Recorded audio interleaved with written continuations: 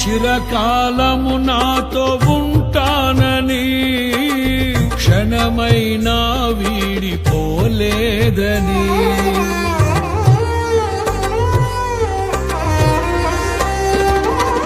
నీలో నన్ను చేర్చుకున్నావని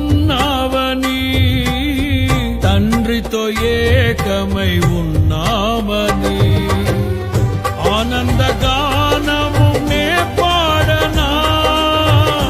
ఆనందగానము నే పాడనా ఏదైనా నాకున్న సంతోషము నీతోనే కలిగున్న అనుబంధం